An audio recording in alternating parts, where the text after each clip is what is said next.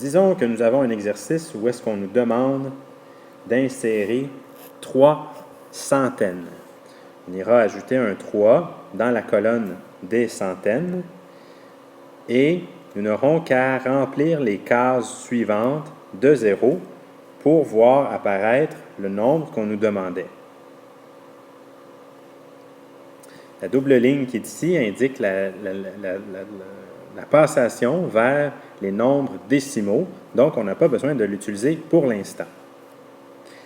Advenons le cas où est-ce qu'on aurait une explication légèrement plus complexe, où on nous demande d'ajouter 5 unités de 1000 et 3 dizaines.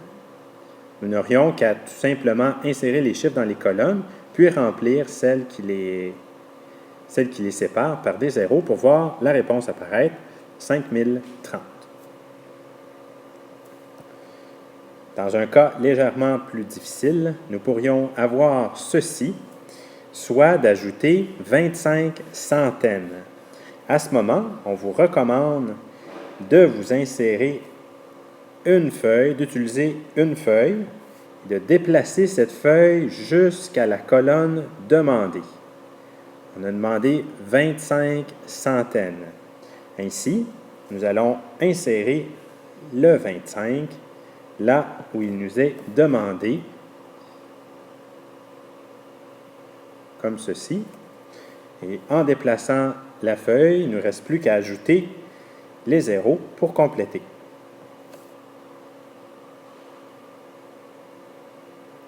Si l'exercice est légèrement plus complexe, on nous demandera alors de faire des additions. Ainsi, on pourrait avoir ajouté 13 centaines,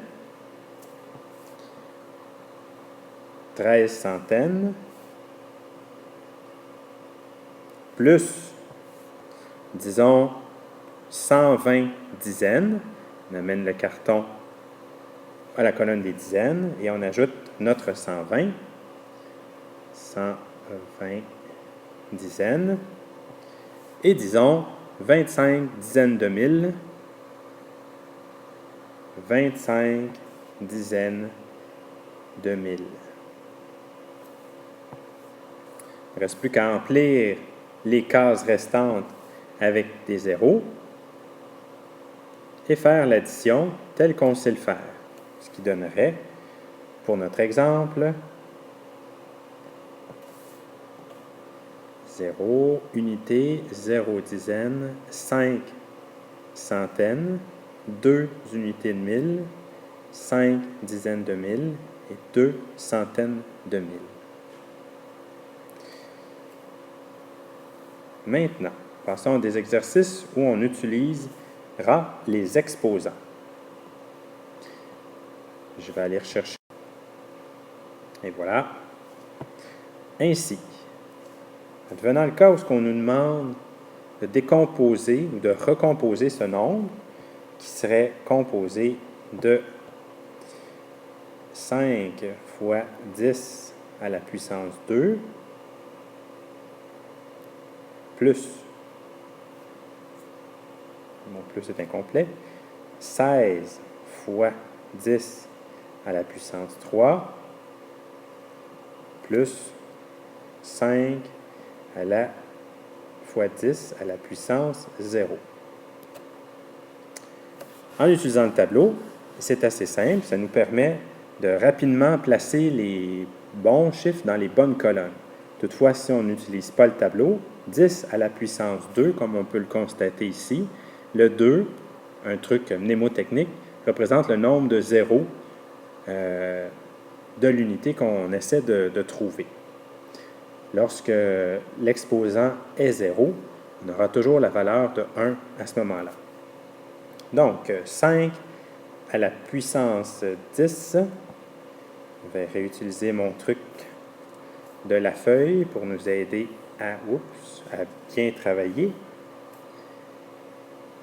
Voilà. Donc, je m'en vais à la colonne de 10 à la puissance 2 et j'ajoute 5 dans notre présente situation. Ensuite, on me demande Ensuite, on me demande le 10 à la puissance 3. Je vais aller placer mon papier à la colonne de 10 à la puissance 3. Et on me demande d'ajouter 16.